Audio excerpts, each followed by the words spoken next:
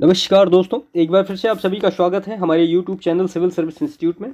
तो आज के सेशन में हम पूरा जीव विज्ञान के बारे में देखेंगे, यानी बायोलॉजी के बारे में। जो भी प्रश्न लास्ट ईयर के पूछे गए हैं वो देखेंगे और इससे एक पर्टिकुलर पूरा सिलेबस का रिवीजन करेंगे। ठीक है, तो इसमें हमने टॉपिक वाइज सारे डेटा को ले रखा है कि जो पर्टिकुलर महत्वपूर्ण चीज़ें हैं जो कि लास्ट ईयर परीक्षाओं में पूछी गई हैं, और भी जो ऐसी चीज़ें जो महत्वपूर्ण चीज़ें हैं उनके बारे में हम यहाँ पर डिस्कस करेंगे पूरा डिटेल। तो ये पूरा एक जो डिस्कशन होगा ये टॉपिक वाइज होगा। तो topic to topic one by one सारी चीज़ों को हम यहाँ पे डिस्कस करते हैं। चैनल को सब्सक्राइब करिएगा और वीडियो को भी लाइक करिएगा, दूसरों को शेयर करिएगा। तो हम शुरू करते हैं वन बाय वन सारी चीज़ों को। देखिए, इसमें सबसे पहला जो है ये बेसिक चीज़ें हैं, ये लगभग आप सभी को पता ही होंगी, लेकिन प्रश्न कभी कभी परीक्षाओं में आ जाते हैं इनसे भी। तो जंतु विज्ञान शब्द का प्रयोग सर्वप्रथम किसने किया? तो वो लैमार्क और ट्रेविरेनस ने किया 1802 में। ठीक है, अरस्तु को जंतु विज्ञान का पिता तथा जीव विज्ञान का जनक ये कहा जाता है। तो अरस्तु को जंतु विज्ञान का यानी फादर ऑफ बायोलॉजी और फादर ऑफ क्या कहा जाएगा? जूलॉजी। तो ये दोनों कहा जाएगा अरस्तु को। इसके बाद थियोफ्रेस्टस को फादर ऑफ बॉटनी कहा जाता है, यानी वनस्पति विज्ञान का जनक या वनस्पति विज्ञान का पिता, इस तरह से कहा जाता है। इसके बाद जो नेक्स्ट टॉपिक है इसमें, तो जीव विज्ञान की उपशाखाएं। देखिए, ये जो एक टॉपिक है इससे लगभग एक या दो प्रश्न अधिकतर पूछे जाते हैं बायोलॉजी से रिलेट करके, जो कि हमने लगभग पूरा लेके रखा है वन बाय वन। तो इसमें जो प्रश्न पूछे गए हैं वो भी हैं, और जो आने वाले हैं या आ सकते हैं परीक्षाओं में जो महत्वपूर्ण हैं वो सारे हमने लेके रखे हैं। तो जीव विज्ञान की प्रमुख उपशाखाएं यहाँ पे हम वन बाय वन देख लेते हैं। तो देखिए, जेरेंटोलॉजी को क्या कहते हैं? तो मनुष्य में बुढ़ापा तथा बुढ़ापा लाने के कारकों का अध्ययन किस में किया जाता है? तो वो जेरेंटोलॉजी में किया जाता है। पैडोलॉजी का मतलब मृदा निर्माण इत्यादि का अध्ययन पैडोलॉजी में किया जाता है। लिथोट्रिप्सी में क्या किया जाता है? तो गुर्दे, पित्ताशय, मूत्र की थैली आदि में स्थित पथरी को तोड़कर मरीज का इलाज किए जाने का अध्ययन लिथोट्रिप्सी में किया जाता है। उसके बाद एग्रोस्टोलॉजी में किसका? तो ये घासों का अध्ययन किया जाता है एग्रोस्टोलॉजी में। उसके बाद फिर बायोमेट्री है, तो बायोमेट्री में गणित और सांख्यिकी की तकनीकों द्वारा जीव विज्ञान का अध्ययन किया जाता है। किसमें? बायोमेट्री में। ठीक है, इसके बाद फिर है बायोनिक्स, BIONICS। तो जैविक जगत के गुणों सिद्धांतों का प्रयोग द्वारा आधुनिक उपकरणों व अभियांत्रिकी तंत्रों का निर्माण करना। तो ये सारी चीज़ें किसमें होती हैं? ये बायोनोमिक्स में होती हैं या बायोनिक्स में होती हैं। इसके बाद दूसरा हम देखते हैं यहाँ पे, तो ये है बायोनॉमिक्स। तो बायोनॉमिक्स जीवधारियों के वातावरण के साथ संबंध का अध्ययन किसमें किया जाता है? तो वो बायोनॉमिक्स में किया जाता है। इसके बाद है कॉन्कोलॉजी। तो कॉन्कोलॉजी मोलस्का के खोलों का अध्ययन इसमें किया जाता है कॉन्कोलॉजी में, CONCHOLOGY। देखिए, अगर हिंदी में कन्फ्यूजन हो तो आप इंग्लिश वर्जन जो पेपर को होता है उसको देख के इसको मैच करिएगा सही से। उसके बाद है इथोलॉजी। तो इथोलॉजी में मानव सहित सभी जंतुओं के व्यवहार का अध्ययन किया जाता है। किसमें? इथोलॉजी में। इसके बाद है जेनेटिक्स। तो जेनेटिक्स में जीवधारियों के अनुवांशिक लक्षणों तथा इनकी वंशागति का अध्ययन किया जाता है। किसमें? जेनेटिक्स में। इसके बाद है इक्थियोलॉजी में मत्स्य की संरचना, कार्यकी इत्यादि का अध्ययन किया जाता है इक्थियोलॉजी में। उसके बाद है पैलिनोलॉजी में विभिन्न प्रकार के परागकणों का अध्ययन किया जाता है। इसके बाद पैरासाइटोलॉजी में परजीवी जीवों का अध्ययन किया जाता है। उसके बाद एंटोमोलॉजी में कीटों का अध्ययन किया जाता है। ये एक बार प्रश्न पूछा गया है, कीटों का अध्ययन, या इस तरह से पूछा गया था कि कीटों के वैज्ञानिक अध्ययन को क्या कहते हैं? तो उसको एंटोमोलॉजी कहा जाता है। इसके बाद है फ्रेनोलॉजी। तो फ्रेनोलॉजी में कपाल गुहा की संरचना के आधार पर मस्तिष्क के विभिन्न भागों की क्रियाशीलता तथा विक्षिप्तता का अध्ययन किया जाता है फ्रेनोलॉजी में। इसके बाद है मैलेकोलॉजी में मोलस्का का अध्ययन किया जाता है। इसके बाद ऑन्कोलॉजी। तो ऑन्कोलॉजी ये कैंसर से संबंधित अध्ययन किसमें किया जाता है? ऑन्कोलॉजी। आप हॉस्पिटल में जाएंगे तो उसमें ऑन्कोलॉजी का डिपार्टमेंट भी होता है।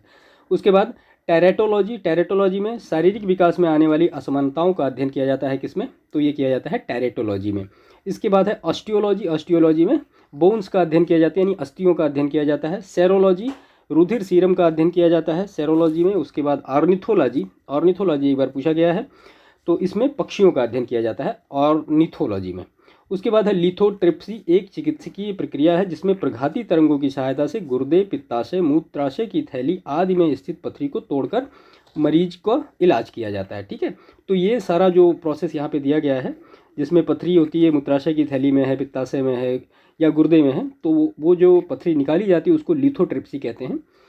इसके बाद फिर प्रमुख कुछ शब्दावलियाँ हैं और उनसे संबंधित प्रमुख उत्पाद हैं, हम देख लेते हैं वन बाय वन। कई बार प्रश्न पूछे जाते हैं मैचिंग करने के लिए भी। तो एपीकल्चर मतलब व्यापारिक स्तर पर शहद उत्पादन तथा फसलों के परागण हेतु मधुमक्खी पालन, इसको क्या कहते हैं, एपी कल्चर। उसके बाद एवी कल्चर, एवी कल्चर में पक्षी पालन। देखिए ये जो वर्ड हैं बिल्कुल आप देखिए यहाँ पे सिर्फ पी और वी का डिफरेंस है, लेकिन चीज़ें बदल गई यहाँ पे। फिर ये मधुमक्खी से रिलेटेड है और फिर ये पक्षी से रिलेटेड है, तो इन सब चीज़ों का थोड़ा ध्यान रखिएगा। एपी कल्चर और एवी कल्चर। उसके बाद पीसी कल्चर, मतलब ये मत्स्य पालन से रिलेटेड है। उसके बाद नेक्स्ट है इसमें एक्वा कल्चर। एक्वा कल्चर का मतलब जलीय जीवों, जंतु या वनस्पतियों का संवर्धन है। एग्रीकल्चर, एग्रीकल्चर का मतलब फसल संवर्धन, पशुपालन तथा कृषि से संबंधित विज्ञान। एल्गा कल्चर, एल्गा कल्चर का मतलब एक्वा कल्चर का एक प्रकार जिसके अंतर्गत शैवालों की कृषि की जाती है, तो वो होता है एल्गा कल्चर। इसके बाद है सेरीकल्चर। सेरीकल्चर में कच्चे रेशम के उत्पादन हेतु ये एक रेशम कीट का पालन है। सिल्वी कल्चर है, हिंदी गलत टाइप हुआ है, ये है सिल्वी कल्चर। सिल्वी कल्चर में वन संवर्धन, स्पंजी कल्चर में स्पंज संवर्धन, कैनी कल्चर में कुत्ता पालन, फ्लोरी कल्चर में फूलों की खेती या पुष्प कृषि, ओलोरी कल्चर ये कल्चर है, ओलोरी कल्चर मतलब सब्जियों की कृषि। इसके बाद अर्बोरी कल्चर में वृक्षों तथा झाड़ियों की कृषि। ओलिगो कल्चर, इसका मतलब होता है कुछ फसलों की प्रजाति की कृषि। इसके बाद फिर हॉर्टिकल्चर, हॉर्टिकल्चर फूलों, फलों, सब्जियों व मसालों की खेती के लिए हॉर्टिकल्चर। उसके बाद ओस्ट्रीकल्चर, ओस्ट्रीकल्चर का मतलब व्यापार हेतु सीपों में कृत्रिम प्रजनन। ओलीकल्चर, ओलीकल्चर का मतलब जैतून का उत्पादन, या ओलिवी कल्चर कहीं कहीं लिखा होता है। हेलीकल्चर का मतलब घोंघे का संवर्धन। इसके बाद फिर वर्गी कल्चर या वर्मी, ये गलत टाइप हुआ, वर्मी कल्चर। वर्मी कल्चर कृषि उत्पादन में वृद्धि हेतु केंचुआ पालन। उसके बाद विटीकल्चर मतलब अंगूर उत्पादन। मेरीकल्चर का मतलब मानव उपयोग हेतु समुद्री जीवों जंतुओं का संवर्धन। मौरीकल्चर का मतलब शहतूत की खेती। सिट्रीकल्चर का मतलब खट्टे फलों का उत्पादन। इसके बाद पोमोलॉजी मतलब फलों की कृषि, ठीक है। इसके बाद है हाइड्रोपोनिक्स यानी मृदा विहीन पादप संवर्धन, या इसको हम एरोपोनिक्स भी कहते हैं या एरो कल्चर भी कहते हैं। तो ये तीनों जो नाम हैं ये हाइड्रोपोनिक्स के ही हैं, यानी मृदा विहीन पादप संवर्धन। वेजिकल्चर का मतलब होता है कि सब्जियों एवं पौधों की कृषि, मुख्यतः जड़ वाले फसलों की कृषि जिसमें कायिक प्रवर्धन होता है, उसको वेजिकल्चर कहते हैं, ठीक है। तो ये पूरा डिटेल था कुछ पर्टिकुलर चीज़ों के नाम से लेकर के जो परीक्षाओं में प्रश्न पूछे जाते हैं, तो यहाँ हमने सारे शामिल कर रखे हैं। इसके बाद हम लेते हैं जैव विकास, ठीक है। देखिए जैव विकास परिकल्पना का पहला तर्क संगत सिद्धांत फ्रांसीसी जीव वैज्ञानिक जीन बैप्टिस्टे डी लैमार्क ने प्रस्तुत किया था, ठीक है। इसे लैमार्क का सिद्धांत या लैमार्किज्म या उपार्जित लक्षणों की वंशागत यानी theory of inheritance of acquired characters भी कहते हैं। यह वर्ष 1809 में उनकी पुस्तक फिलॉसफी जूलॉजिक में छपा हुआ था। इसके बाद है लैमार्क के अनुसार परिवर्तन शरीर के उपयोग तथा अनुपयोग यानी यूज एंड डिसयूज के कारण होते हैं। अधिक प्रयोग किए जाने वाले अंग सुदृढ़ एवं सुविकसित हो जाते हैं, जैसे जिराफ की लंबी गर्दन, तथा कम उपयोग वाले अंग निष्क्रिय एवं धीरे धीरे लुप्त हो जाते हैं, जैसे सांपों में टांगों का अभाव, हमारे शरीर में अवशेषी अंग जो होते हैं ये सारे। इसके बाद है डार्विनिज्म, इंग्लैंड के जैव विकासविद चार्ल्स डार्विन द्वारा प्रस्तुत किया गया, यानी जिसको हम डार्विनवाद कहते हैं। डार्विनवाद को प्राकृतिक वर्णवाद यानी थियरी ऑफ नेचुरल सिलेक्शन भी कहते हैं। प्राकृतिक वर्ण या चयन एक ऐसी प्रक्रिया है जिसके कारण जीवों की आबादियों में जीन रूपों तथा एलील जीनों दोनों की आवृत्तियों में महत्वपूर्ण परिवर्तन होते रहते हैं। डार्विनवाद की विस्तृत व्याख्या इनकी पुस्तक प्राकृतिक चुनाव द्वारा जातियों की उत्पत्ति 1859 में ये पब्लिश हुई थी में दी गई है। इसके बाद डार्विन का जो प्राकृतिक वर्णवाद है वो 3 चीज़ों पर आधारित है। कौन कौन सी चीज़ें हैं? एक तो ओवर प्रोडक्शन है, दूसरा struggle for existence and variance है, और तीसरा है सर्वाइवल ऑफ द फिटेस्ट। तो इन तीनों पर आधारित है किसका? डार्विन का जो प्राकृतिक वर्णवाद है। मैमथ प्रजाति वर्तमान समय में विलुप्त हो चुकी है। हाथी का इसको पूर्वज माना जाता था, किसको? मैमथ को। आधुनिक मनुष्य के हाल में पूर्वज क्रो-मैग्नन मानव को माना जाता है। इनका शरीर गठा हुआ और लगभग 6 फुट का था। इनकी कपाल गुहा जो थी वो 1600 क्यूबिक सेंटीमीटर की थी। इसके बाद फिर वर्गीकी से कुछ पर्टिकुलर फैक्ट देखते हैं। तो जीव वैज्ञानिकों के अनुसार जीव जगत में सबसे अधिक संख्या किसकी है? कीटों की है, और ये जो कीट हैं ये आर्थ्रोपोडा संघ के अंतर्गत आते हैं। अमीबा एक कोशिकीय प्रोटोजोआ है। अमीबा में प्रायः द्विखंडन विधि द्वारा जनन होता है, जो कि एक प्रकार की अलैंगिक विधि है। समतापी अर्थात गर्म रुधिर वाले यानी वार्म ब्लडेड जंतु वे होते हैं जिनके शरीर का ताप वातावरण के ताप से प्रभावित न होकर सदैव एक सा रहता है, जैसे पक्षी तथा स्तनधारी। असमतापी वे जंतु होते हैं जिनके शरीर का तापमान वातावरण के ताप के अनुसार घटता बढ़ता रहता है, जैसे कि मत्स्य हैं, उभयचर हैं और सरीसृप हैं। ठीक है, तो ये समतापी और असमतापी में डिफरेंस है, इसको आप याद रखिएगा। इसके बाद कुछ समुद्र जंतुओं के नाम मछलियों के नाम से मिलते जुलते हैं, परंतु ये मछलियाँ नहीं, जैसे जेलीफिश है, स्टार फिश है, सिल्वर फिश है, कैटल फिश है, हेग फिश है, रेजर फिश है, क्रे फिश है, ये सब जो है मछलियों के नाम नहीं, यानी ये सब मछलियाँ नहीं हैं। डॉल्फिन एक जलीय जंतु है जिसे स्तनधारी वर्ग अर्थात मैमिलिया गण के सिटेसिया में रखा जाता है। ठीक है, इसके बाद नेक्स्ट देखते हैं, यह एक अत्यंत बुद्धिमान जंतु है। इनका शरीर कैसा होता है? धारा रेखित होता है। इनके मादा में चुचुक उपस्थित होते हैं। गंगा नदी में पाई जाने वाली डॉल्फिन को राष्ट्रीय जलीय जीव घोषित किया गया है। सील या फोका एक स्तनपायी जंतु है जो गण कॉर्निवोरा के अंतर्गत आता है। यह एक जलीय, चुस्त एवं शक्तिशाली स्तनधारी जंतु है जो कि मांसाहारी होता है। शिकार करने के लिए इनमें नुकीले कैनाइन दांत पाए जाते हैं तथा तैरने के लिए इनमें चप्पू या फ्लिपर्स उपस्थित होते हैं। उसके बाद रात्रिचर जंतु वे जंतु होते हैं जो दिन में आराम करते हैं और रात में सक्रिय होते हैं, जैसे कि मच्छर, चमगादड़, उल्लू, कीवी इत्यादि जंतु प्रायः क्या हैं? ये रात्रिचर हैं। ऊंट को रेगिस्तान का जहाज कहा जाता है। इनका जो शरीर होता है वो पूर्णतया मरुस्थल के प्रति अनुकूलित होता है। इनके पैर गद्देदार होते हैं तथा श्वसन की लय कैसी होती है? तो श्वसन की लय धीमी होती है। सर्पों की विष ग्रंथियाँ कशेरुकी प्राणियों की लार ग्रंथियाँ के समान होती हैं या उनके समांग होती हैं। सांप का विष वास्तव में उसकी लार का ही परिष्कृत रूप है। कपास के फलों में स्थित बीज के बीजावरण से लगे रेशों से प्राप्त करते हैं, जो कि दो प्रकार के होते हैं, एक बड़ी जिसे लिंट रेशा कहते हैं और दूसरी छोटी जिसे फज रेशा कहते हैं। लिंट रेशे व्यापारिक तौर पर अधिक महत्वपूर्ण होते हैं जबकि फज रेशे कम महत्वपूर्ण होते हैं। मॉर्फिन पोस्त या पैपावर सोमनिफेरम के अपरिपक्व फलों से प्राप्त किया जाता है। पोस्ते का एक पौधा कैसा होता है? तो आवृत बीजी पादप है जिससे अफीम तथा हेरोइन भी प्राप्त की जाती है। इसका उपयोग दर्द निवारक औषधि तथा निद्रा कारक के रूप में किया जाता है और इसका जो प्रभाव पड़ता है कहाँ पड़ता है? वो नर्वस सिस्टम पर पड़ता है, यानी तंत्रिका तंत्र पर पड़ता है। शैवाल तथा कवक के मिलने से क्या बनता है? तो वो लाइकेन बनता है जिसे म्यूटोलिज्म कहते हैं, यानी दोनों आपस में एक दूसरे को सहयोग कर रहे हैं। इसके बाद ऑक्टोपस क्या है? एक मोलस्क है। सबसे बड़ा अकशेरुकी क्या है? Giant squid. और जुगनू होता है, जुगनू क्या है? एक कीट है। खटमल, मकड़ी, घरेलू मक्खी एवं मच्छर में से कौन सा कीट नहीं है? तो मकड़ी जो है वो कीट नहीं है। कोबरा सर्प का विष होता है कैसा? तो तंत्रिका विषी होता है। लाल मिर्च तीखी होती है क्योंकि उसमें क्या पाया जाता है? कैप्सेसिन पाया जाता है। और उड़ने वाले पक्षी वर्ग में नहीं आता क्या? चमगादड़। हाइड्रोपोनिक्स यानी मृदाविहीन पादप संवर्धन।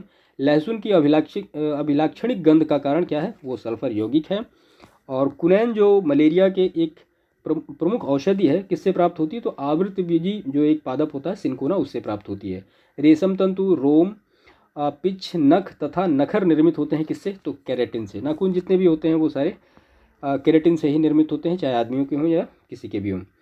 शुष्क जलवायु के भली भांति अनुकूलित पेड़ पौधों को क्या कहा जाता है? तो उनको मरुद्भिद कहा जाता है। सूखा सहिष्णुता से संबंधित हार्मोन कौन सा है? तो एब्सिसिक अम्ल है। हाइड्रोफाइट क्या है? एक जलीय पौधा है। दूध जिस बैक्टीरिया के कारण खराब होता है वो लैक्टोबैसिलस है। और जैव उपचारण से तात्पर्य क्या है? तो जीवों द्वारा पर्यावरण के विषैले पदार्थ का निष्कासन करना ही क्या है? तो वो है बायोरेमेडिएशन। अफीम प्राप्त किया जाता है तो बिना पके फल के लैटेक्स से। समुद्री खरपतवार किसका महत्वपूर्ण स्रोत है? तो जाहिर सी बात है आयोडीन का। सबसे छोटा जीव जो स्वयं विकास एवं प्रजनन करने में समर्थ है तो वो क्या है? माइकोप्लाज्म। इसके बाद फिर साइटोलॉजी से कुछ पर्टिकुलर फैक्ट देखते हैं जो कि परीक्षा में दृष्टि से काफ़ी महत्वपूर्ण है और इससे प्रश्न पूछे भी गए हैं लगभग। तो नाभिक के अलावा कोशिका के माइटोकॉन्ड्रिया तथा हरित लवक नामक कोशिकांग में डीएनए पाया जाता है। यह एक आनुवांशिक पदार्थ है तथा जीवों के लक्षणों की संकेत सूचनाओं की जन्मपत्री की भांति जनकों से संतान में ले जाता है। इसके बाद डीएनए की खोज किसने की थी? तो वो फ्रेडरिक मिसर ने 1869 में की थी। तथा डीएनए का डबल हेलिक्स मॉडल किसने दिया था? तो जेम्स वॉटसन तथा फ्रांसिस क्रिक ने दिया था। श्वसन की क्रिया प्रत्येक जीवित कोशिका के कोशिका द्रव्य एवं माइटोकॉन्ड्रिया में संपन्न होती है। माइटोकॉन्ड्रिया में अधिकांश ऊर्जा उत्पन्न होती है, इसलिए इसको क्या कहा जाता है? कोशिका का पावर हाउस या श्वसनांग का पावर हाउस।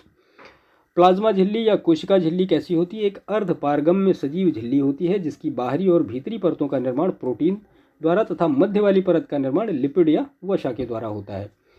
इसके बाद पादप कोशिका में कोशिका भित्ति तथा हरित लवक पाया जाता है, जबकि जंतु कोशिका में जाहिर सी बात है इसका अभाव होता है। कोशिका में जो प्रोटीन संश्लेषण होता है राइबोसोम की भूमिका वहाँ पे अत्यधिक महत्वपूर्ण होती है। अब जो राइबोसोम होते हैं वो दो टाइप में पाए जाते हैं, 70S का और 80S का।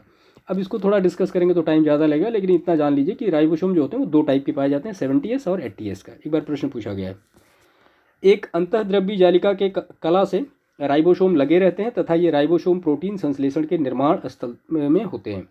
इसके बाद फिर मानव शारीरिकी से पर्टिकुलर फैक्ट देखते हैं। हमारे शरीर का अधिकतम भार लगभग 2/3 भाग किससे बना है, तो वो वाटर से बना है, और यह प्रकृति का सबसे उत्तम सॉल्वेंट है।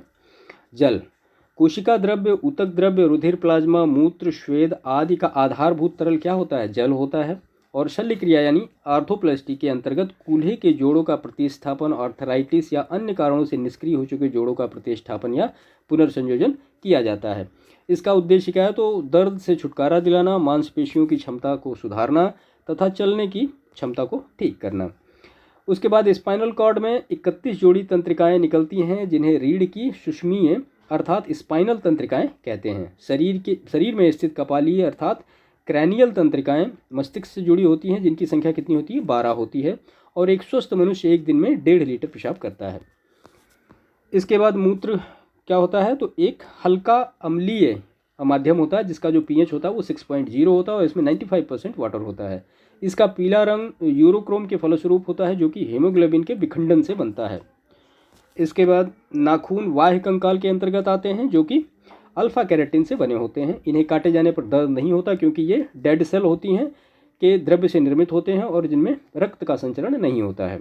मनुष्य के जीवन काल में 20 दांत 2 बार विकसित होते हैं जबकि 12 जो स्थायी चवर्ण दंत एक दंतीय होते हैं।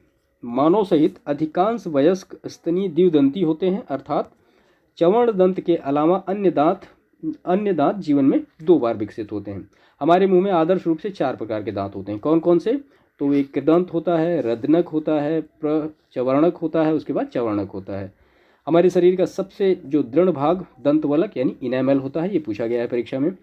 यह मुख्यतः कैल्शियम फॉस्फेट और कैल्शियम कार्बोनेट का बना होता है, ये भी पूछा गया है एक बार। इसके बाद शरीर में प्रतिवर्ती क्रियाओं यानी रिफ्लेक्स एक्शन का नियंत्रण कौन करता है, तो वो स्पाइनल कॉर्ड के द्वारा होता है। स्वभाव के आधार पर प्रतिवर्ती क्रियाएं 2 प्रमुख श्रेणियों में विभाजित की जाती हैं। पहला अनकंडीशनड और दूसरा है कंडीशनड। फर्टिलाइजेशन की क्रिया अंडवाहिनी अर्थात गर्भाशयी नाल में होती है।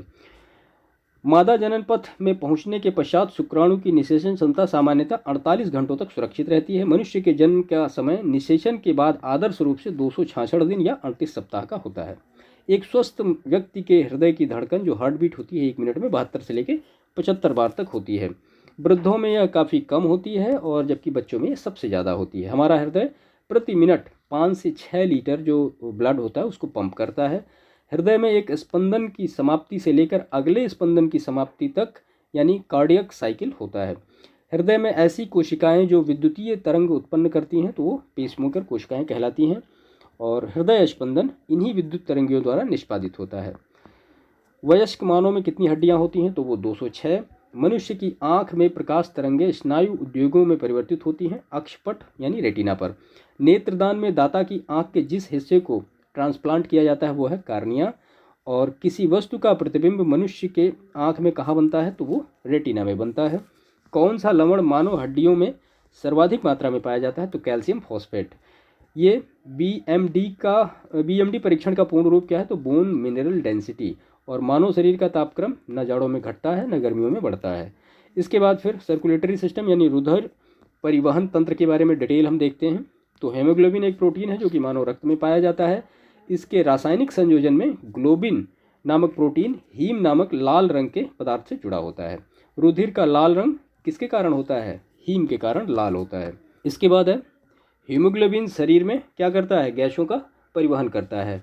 1 ग्राम हीमोग्लोबिन, एक बार प्रश्न पूछा गया है, 1 ग्राम हीमोग्लोबिन जो है 1.34 मिलीलीटर O2 को ढोने में सक्षम होता है। ये फैक्ट है इसको याद रखिएगा। 1 ग्राम हीमोग्लोबिन 1.3 ml ऑक्सीजन को ढोने में सक्षम होता है। केंचुआ एक क्या है, एनिलिड प्राणी है जिसमें हीमोग्लोबिन प्लाज्मा में घुला होता है। इस जंतु में रुधिराग्नु रंगीन तथा केंद्रकमय होते हैं और परिसंचरण तंत्र बंद प्रकार का होता है। उम्र बढ़ने के साथ साथ मानव में रक्तदाब बढ़ जाता है। सामान्य रक्तदाब जो होता है वो 120 से लेकर 180 तक का होता है। इसमें सिस्टोलिक और डायसिस्टोलिक होता है। इसके बाद इससे अधिक होने पर उच्च रक्तदाब, जबकि कम होने पर निम्न रक्तदाब हो जाता है। रक्तदाब का मापन स्फिग्नोमैनोमीटर से किया जाता है। और रक्त वर्ग ओ जो है यूनिवर्सल डोनर होता है, क्योंकि इसमें कोई एंटीजन नहीं होता है। और ए बी जो होता है वो यूनिवर्सल रेसिपिएंट होता है, क्योंकि इसमें दोनों एंटीजन पाए जाते हैं, यानी ए और बी दोनों एंटीजन पाए जाते हैं, लेकिन कोई एंटीबॉडी नहीं होता है। रुधिर के प्लाज्मा में लिम्फोसाइट द्वारा एंटीबॉडी या प्रतिरक्षी प्रोटीन निर्मित होते हैं, जो कि विष पदार्थों को क्या करते हैं, निष्क्रिय करते हैं। लिम्फोसाइट सबसे छोटे श्वेत रुधिराणु किंतु संख्या में अधिक जो होते हैं। तो WBC जो होता है वो 20 से लेकर 30% तक का होता है। शरीर में लाल रक्त कणिकाओं यानी RBC का जीवन काल कितना होता है, 120 दिन का होता है। और इनकी संख्या पुरुषों में 54 लाख प्रति क्यूबिक मिलीमीटर तथा स्त्रियों में 48 लाख प्रति क्यूबिक मिलीमीटर होती है। इनका विनाश कहाँ पर होता है, तो प्लीहा में होता है। लिम्फोसाइट तथा न्यूट्रोफिल्स श्वेत रक्त कणिकाओं के दो प्रमुख प्रकार हैं। लिम्फोसाइट का निर्माण प्लीहा, लसिका ग्रंथि तथा थाइमस ग्रंथि में होता है। और न्यूट्रोफिल्स का निर्माण कहाँ होता है, तो वो बोन मैरो यानी अस्थि मज्जा में होता है। मनुष्य में श्वेत रुधिराणु जो होते हैं वो 4500 से लेकर 11000 प्रति क्यूबिक मिलीमीटर, जबकि रुधिर प्लेटलेट्स की संख्या 2 से लेकर 5 लाख प्रति क्यूबिक मिलीमीटर होती है। प्लाज्मा रक्त में पीले रंग का एक तरल घटक है। इसमें संपूर्ण रक्त की रक्त कोशिकाएं सामान्य रूप से निलंबित रहती हैं। और कुल रक्त की मात्रा का लगभग 55% भाग क्या होता है, प्लाज्मा होता है। शरीर में संक्रमण से हमारी रक्षा क्या करता है, तो वो WBC करता है, यानी जिसको हम श्वेत रक्त कणिकाएं कहते हैं। और जो लाल रक्त कणिकाएं होती हैं किससे कहाँ बनती हैं, तो ये बोन मैरो में यानी अस्थि मज्जा में बनती हैं। रक्त क्या है, एक संयोजी ऊतक है। और रक्त समूहों की खोज किसने की थी, तो वो कॉर्ल लैंडस्टेनर ने की थी। वर्ग AB रक्त वाला व्यक्ति किसी ऐसे व्यक्ति का रक्त ले सकता है जिसका रक्त वर्ग हो, तो कोई भी वर्ग हो कोई फर्क नहीं, वो उसको क्या कहते हैं, उसको हम यूनिवर्सल रेसिपिएंट कहते हैं, या यूनिवर्सल रेसिपिएंट कहते हैं, सॉरी। इसके बाद WBC का मुख्य कार्य क्या है, तो ये रोग प्रतिरोधक क्षमता को धारण करना। प्रतिरक्षा का सर्वाधिक संबंध लिम्फोसाइट्स से है। स्वस्थ मनुष्य का रक्तचाप यानी सिस्टोलिक और डायसिस्टोलिक कितना होता है, तो 120 और 80 मिलीमीटर होता है। मानव हृदय का प्रथम शल्य प्रत्यारोपण किसके द्वारा किया गया, तो क्रिश्चियन बर्नार्ड के द्वारा किया गया। और रक्त का थक्का बनने में फाइब्रोनोजिन को फाइब्रिन में परिवर्तन में भाग लेने वाला एंजाइम कौन है, तो वो है थॉम्ब्रिन। इसके बाद जब रक्त में ऑक्सीजन की सांद्रता में कमी आती है तो श्वास की गति क्या होगी, जाहिर सी बात है बढ़ जाएगी, क्योंकि ज़्यादा रक्त उसको भेजना पड़ेगा।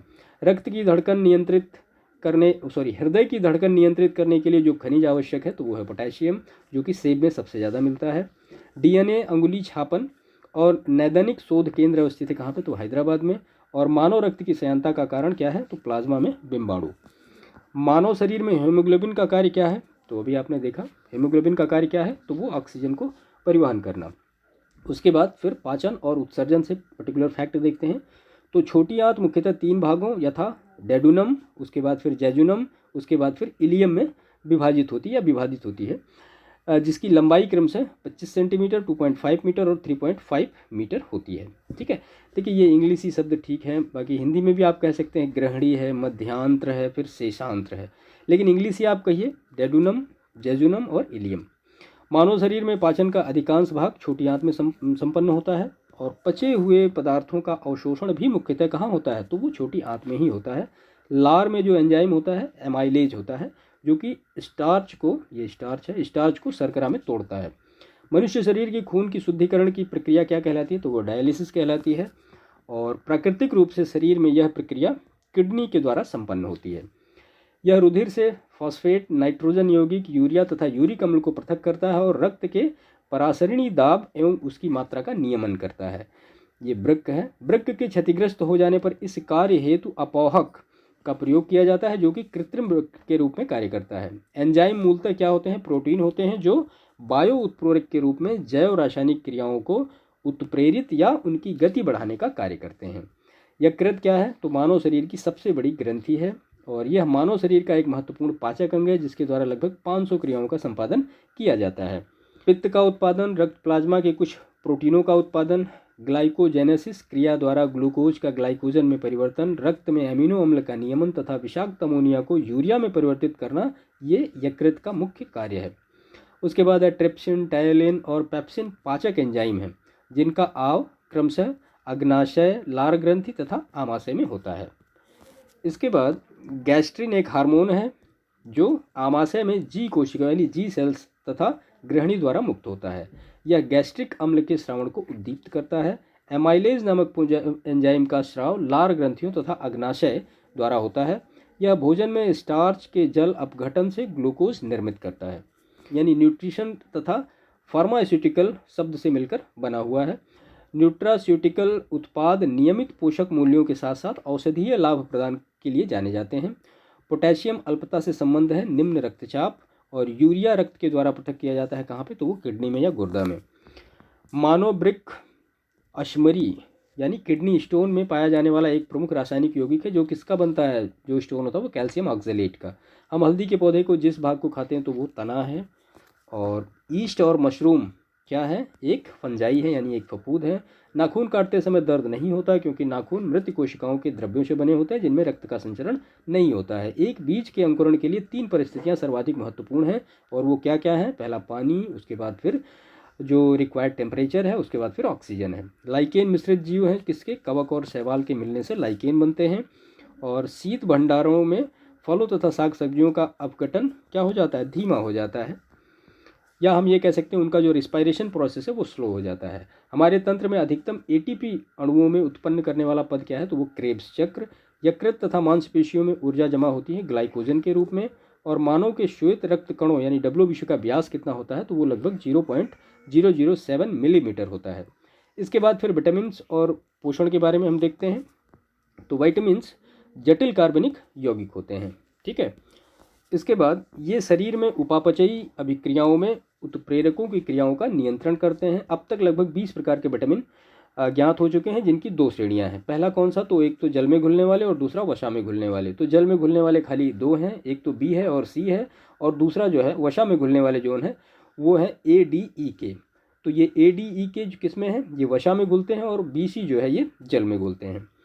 इसके बाद भोजन के वर्ग में वसा में प्रति यूनिट कैलोरी की मात्रा सर्वाधिक होती है। 1 ग्राम कार्बोहाइड्रेट या प्रोटीन के उपापचयी जारण से लगभग 4 किलो कैलोरी, जबकि 1 ग्राम वसा के जारण से 9.3 किलो कैलोरी ऊर्जा प्राप्त होती है। तो जाहिर सी बात है वसा से ज़्यादा हमें ऊर्जा मिलती है और प्रोटीन से कम ऊर्जा मिलती है। वसा के स्रोत जंतु और वनस्पति दोनों हैं। और विटामिन ए का रासायनिक नाम क्या है? तो वो रेटिनॉल है। इसे संक्रमण रोधी विटामिन भी कहते हैं। इसका प्रमुख कार्य क्या है? तो इसका प्रमुख कार्य जो है वो रंगाओं रोडाप्सिन के संश्लेषण में भाग लेना है। इसकी कमी से क्या होता है? तो नाइट ब्लाइंडनेस यानी रतौंधी नामक रोग हो जाता है। यह मानव शरीर में यकृत में काफ़ी मात्रा में संचित होता है। विटामिन ए इसका प्रमुख स्रोत क्या है? तो हरी सब्जियाँ, गाजर, यकृत, दूध और मक्खन, अंडा, मछली, तेल इत्यादि, ठीक है। इसके बाद फिर विटामिन बी का रासायनिक नाम क्या है? तो थायमीन। और इसे फंक ने 1912 में चावल के छीलन से पृथक किया था, किंतु विशुद्ध रूप से विलियम्स ने 1934 में इसको प्राप्त किया। इसकी कमी से बेरी नामक रोग हो जाता है। और विटामिन बी का जो रासायनिक नाम है ये राइबोफ्लाविन है। देखिए B2 का नाम होता है राइबोफ्लाविन, ठीक है। देखिए अभी हमने ऊपर जो डिस्कस किया वो विटामिन B1 का नाम क्या होता है? थायमीन। इसकी कमी से बेरी रोग जो होता है हो जाता है। उसके बाद विटामिन B2 की बात करें तो इसका जो रासायनिक नाम होता है वो राइबोफ्लाविन होता है। इससे पाचन शक्ति ये सारी चीज़ें प्रभावित होती हैं, त्वचा का प्रभाव ये सारी चीज़ें होती हैं। उसके बाद अगर हम B6 की बात करें तो ये है पायराडॉक्सिन, इसका जो रासायनिक नाम है। उसके बाद फिर B12 होता है जिसको हम साइनोकोबालामिन कहते हैं। एक और होता है B9 होता है जिसको फोलिक एसिड ग्रुप यानी आयरन ग्रुप कहते हैं। तो ये सारे विटामिन बी के जो हैं वो पार्ट हैं, ठीक है। तो यहाँ कोई कन्फ्यूजन नहीं होना चाहिए कि हमने विटामिन बी ऊपर बताया थायमीन, तो यहाँ भी विटामिन बी का दूसरा नाम राइबोफ्लाविन बता रहे हैं। तो वो B1 है। तो विटामिन B1 का जो रासायनिक नाम है वो थायमीन है, और B2 का जो रासायनिक नाम है वो राइबोफ्लाविन है। बाकी के सारे हमने आपको बता दिए। इसकी कमी से किलोसिस नामक रोग हो जाता है। और विटामिन बी का रासायनिक नाम देखिए यहाँ पे सब ये छूट गया है, वो सारी चीज़ें हमने डिस्कस कर ली यहाँ पे। तो ये विटामिन B12 का जो रासायनिक नाम वो साइनाकोबालामिन, इसका जो प्रमुख घटक होता है वो कोबाल्ट होता है। वृद्धि के लिए यह विटामिन आवश्यक होता है। इसकी कमी से तंत्रिका तंत्र, कारिक गड़बड़, ये सारी चीज़ें हो जाती हैं। और इसका जो स्रोत है वो महत्वपूर्ण स्रोत है, वो मांस है, मछली है, यकृत है, दूध, पनीर इत्यादि है। इसके बाद आंत के जीवाणु भी इसका संश्लेषण करते हैं। विटामिन सी का जो है रासायनिक नाम वो है एस्कॉर्बिक एसिड, और इसका जो स्रोत है वो खट्टी चीज़ें जैसे आंवला है, नींबू है, संतरा है, मौसमी है इत्यादि है। इसका प्रमुख कार्य ऊतकों में कोशिकाओं को परस्पर बांधे रखने वाले अंतर कोशिकीय पदार्थ को मैट्रिक्स, कोलेजन तंतुओं तथा दांतों के डेंटिन का निर्माण, ये सारा चीज़ इसका काम होता है। यह लौह अवशोषण में सहायक होता है विटामिन सी।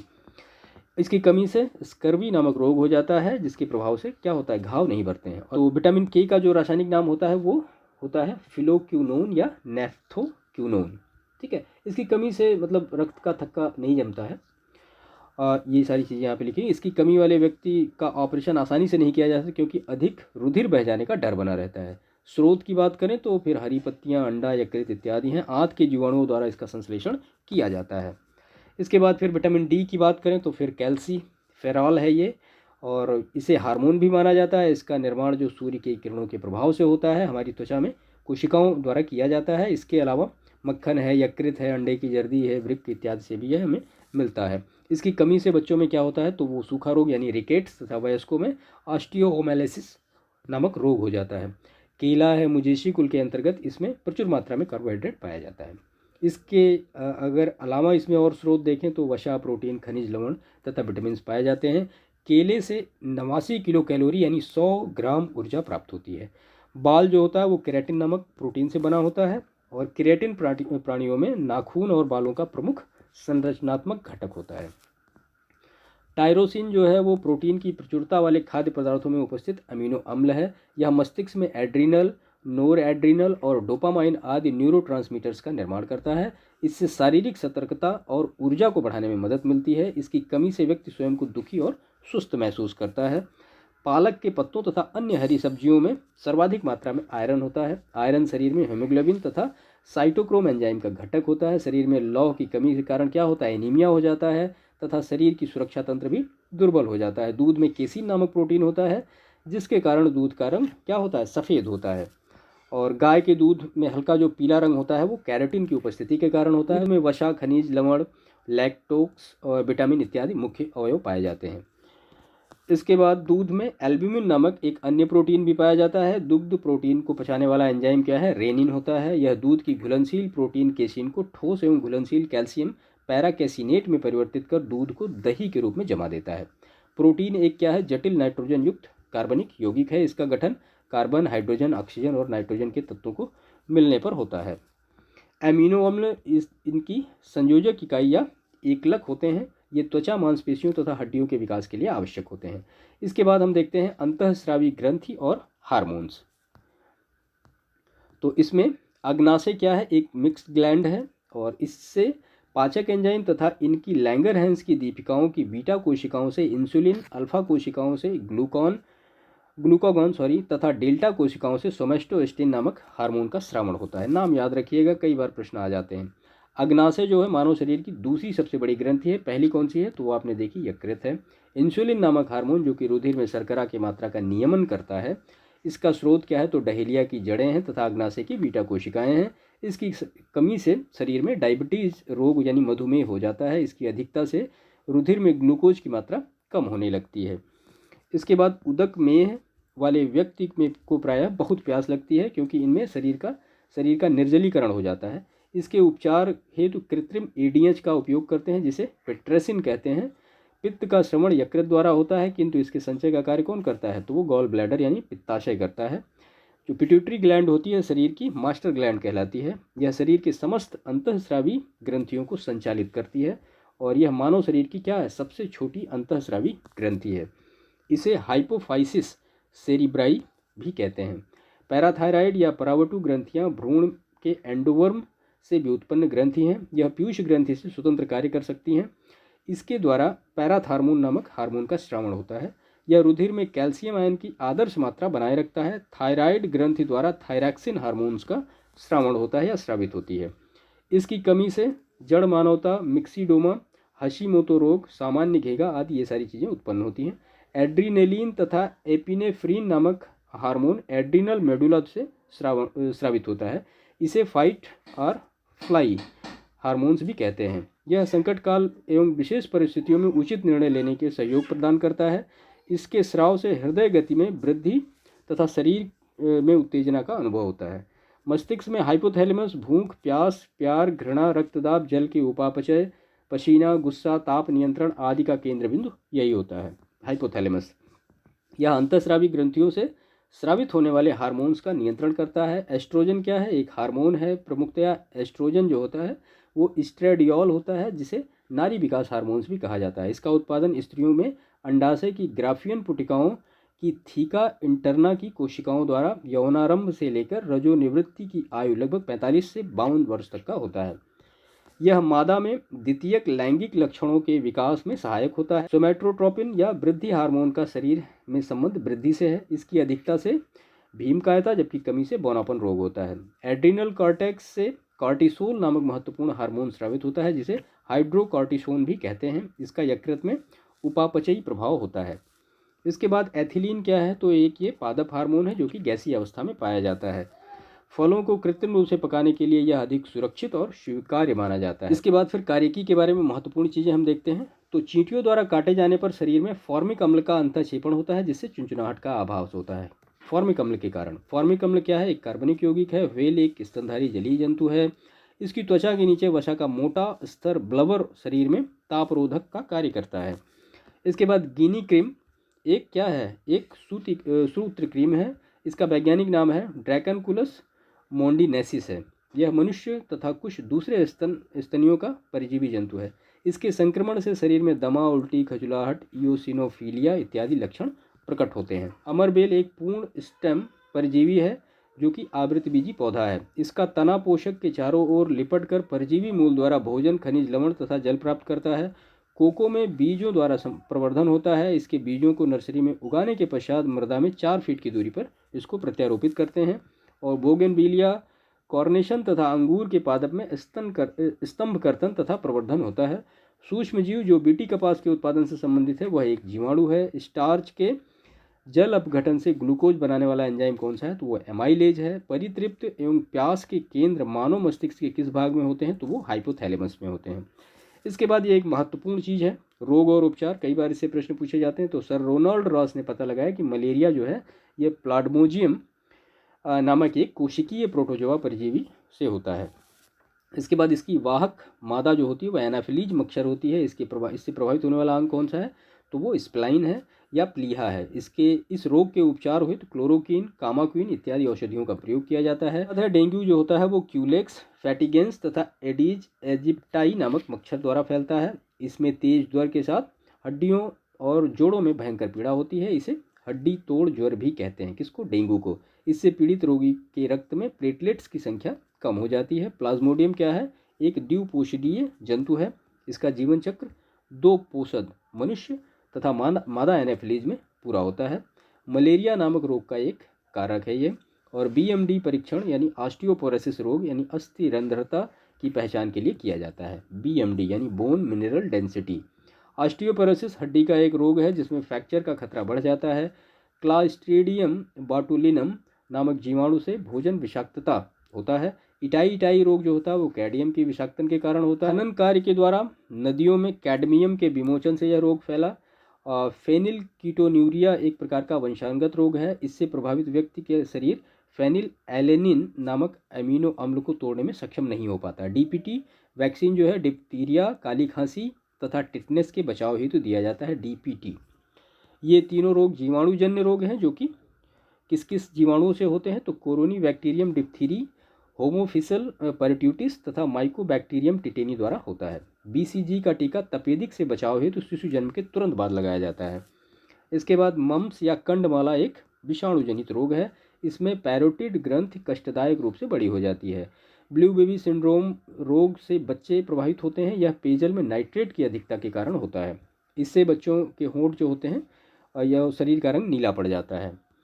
इसके बाद यूरिन में सामान्यतः जल कितना होता है, तो 95%। यूरिया कितना होता है, 2.6%। अनावश्यक लवणों के आयन 3%, क्रिटिनिन 0.3% तथा सूक्ष्म मात्रा में यूरिक अम्ल व अन्य अपशिष्ट पदार्थ होते हैं। हीमोफीलिया एक अनुवांशिक लिंग संलग्न रोग है। इसे रक्त श्रावण रोग भी कहते हैं। अल्जाइमर रोग से मानव का मस्तिष्क प्रभावित होता है। इससे मनुष्य की स्मरण क्षमता क्या होती है, कमजोर हो जाती है। अधिकांशतः यह रोग मनुष्यों में 48 से 65 वर्ष के बाद होता है। पोलियो की जो वैक्सीन होती है कि खोज में जोनास साल्क ने 1952 में की थी, याद रखिएगा। इसके बाद यह रोग पोलियो विषाणु द्वारा होता है। इससे प्रभावित अंग केंद्रीय तंत्रिका तंत्र होता है। यह बच्चों में होने वाले घातक रोग जिससे ये विकलांग हो जाते हैं। एथिलीट फुट नामक बीमारी ट्राइकोफोइटोन नामक फफूंद द्वारा होती है। रिनोवायरस पैथोजीन सामान्य जुखाम के लिए उत्तरदायी है। और जुकाम क्या है? एक संक्रामक रोग है। यह छींक, वायु इत्यादि के माध्यम से संचारित होता है। हेपेटाइटिस बी का कारक डीएनए वायरस होता है। इससे यकृत में सूजन और जलन पैदा होती है। यह एक संक्रामक रोग है। तपेदिक या क्षय रोग एक संक्रामक रोग है। इसका कारक माइकोबैक्टीरियम ट्यूबरकुलोसिस नामक जीवाणु है। इसमें मनुष्य का फेफड़ा प्रभावित होता है। इसके बाद इसमें रोगी को ज्वर, लगातार खांसी, खून के साथ बलगम, सांस फूलना इत्यादि लक्षण प्रदर्शित होते हैं। पी एमिनो सैलिसिलिक एसिड नामक औषधि यक्षमा तथा कुष्ठ रोग दोनों के लिए चिकित्सकीय उपचार है। टिटेनस या धनुष टंकार रोग, या जिसको लॉक जॉ के नाम से भी जाना जाता है, इसमें रोगी का शरीर क्या हो जाता है? टेढ़ा होकर अकड़ जाता है। यह संक्रामक रोग क्लोस्ट्रीडियम टिटेनी नामक जीवाणु के कारण होता है। मिनीमाता एक तंत्रिका संबंधी रोग है, शरीर में पारा की अधिकता के कारण होती है और यह सबसे पहले व्याधि जापान के मिनीमाता शहर में हुई। प्लेग एक संक्रामक रोग है और ये पाश्चुएला पेस्टिस्ट नामक जीवाणु से होता है। यह रोग चूहों के शरीर पर रहने वाले पिस्सुओं द्वारा फैलता है। इसके बाद एलर्जी वस्तु विशेष के प्रति मनुष्य की अत्यधिक संवेदनशीलता के कारण होती है। इससे शरीर में अस्थमा, ज्वर, सिरदर्द इत्यादि हो जाता है। फाइलेरिया जो होता है वो फील पाँव को भी कहते हैं और ये बुचरेरिया ब्रैंकफाइटिस नामक गोल क्रीम यानी निमेटोड के संक्रमण के द्वारा होता है। यह क्रीम मनुष्य में लिम्फ ग्रंथियों में पहुंच जाता है, जिससे हाथ, पैर, जननांग तथा अन्य अंग फूलकर विकृत हो जाते हैं। इसे फैलाने का कार्य कौन करता है? तो वो मादा क्यूलेक्स मच्छर करती हैं। अबिंदुकता आंखों से जुड़ी बीमारी है। इस रोग से प्रभावित व्यक्ति की दृश्यता में कमी आ जाती है। इसके उपचार हेतु बेलनाकार लेंस का उपयोग किया जाता है। उसके बाद मायोपिया या निकट दृष्टि दोष में व्यक्ति दूर की वस्तुओं को ठीक से नहीं देख पाता है। इसके उपचार हेतु अवतल लेंस का प्रयोग किया जाता है। दूर दृष्टि दोष में रोगी निकट की वस्तुओं को नहीं देख पाता है, इसके लिए उत्तल लेंस का प्रयोग किया जाता है। और दूर दृष्टि दोष को हाइपरमेट्रोपिया भी कहते हैं। मोतियाबिंद रोग आँख के लेंस के अपारदर्शी होने पर होता है। निद्रा रोग ट्रिपनोसोमा नामक प्रोटोजोआ परजीवी द्वारा होता है। इसका वाहक कौन है? तो सीसी मक्खी है। एड्स एक विषाणुजन्य रोग है और इसका कारक HIV वायरस है। एलिसा परीक्षण एड्स की पहचान के लिए किया जाता है। और जीडोवुडिन एक प्रकार की एंटी रेट्रोवायरल दवा है जिसे HIV एड्स में उपचार के लिए किया जाता है। अत्यधिक मात्रा में मदिरा के सेवन से लिवर सिरोसिस या यकृत का शोषण रोग हो जाता है। इसमें यकृत कोशिकाएं बड़े पैमाने पर नष्ट हो जाती हैं और उनके स्थान पर फाइबर तंतुओं का निर्माण हो जाता है। पीलिया रोग में क्या प्रभावित होता है? तो यकृत प्रभावित होता है। इसमें पीला बिलिरुबिन रुधिर में ही रहकर पूरे शरीर में फैल जाता है, जिससे त्वचा और नेत्र क्या हो जाते हैं? पीले पड़ जाते हैं। स्मॉल पॉक्स वेरियोला वायरस के द्वारा होता है और यह अत्यंत ही संक्रामक होता है। इसके वायरस रोगी के त्वचा, थूक, वस्त्र इत्यादि से फैलते हैं। चेचक के टीके का आविष्कार किसने किया? तो वो एडवर्ड जेनर ने किया। इन्हें इम्यूनोलॉजी का जनक कहा जाता है। रानीखेत बीमारी मुर्गियों की संक्रामक बीमारी है और ये भी एक वायरस रिलेटेड डिजीज है। खुरपका व मुहपका तथा काउपॉक्स मवेशियों में होने वाला एक विषाणुजन्य संक्रामक रोग है। एंथ्रेक्स बैसिलस यानी एंथासिस नामक जीवाणु द्वारा मवेशियों में होने वाला संक्रमणीय रोग है। मैड काउ रोग मवेशियों के मस्तिष्क को प्रभावित करने वाला एक रोग है और प्रियॉन नामक प्रोटीन इस रोग का कारक है। इसके बाद कुष्ठ रोग क्या है? एक संक्रामक बीमारी है। यह माइकोबैक्टीरियम लेप्री नामक जीवाणु द्वारा फैलता है। थैलीसीमिया एक आनुवंशिक रोग है। इससे शरीर में हीमोग्लोबिन की संश्लेषण की क्षमता नहीं होती है। इससे रोगी के शरीर में अत्यधिक अरक्तता उत्पन्न हो जाने से रुधिर की आवश्यकता पड़ती है। बर्ड फ्लू एवियन इन्फ्लुएंजा नामक रोग से प्रचलित है और ये H5N1 नामक वायरस से होता है।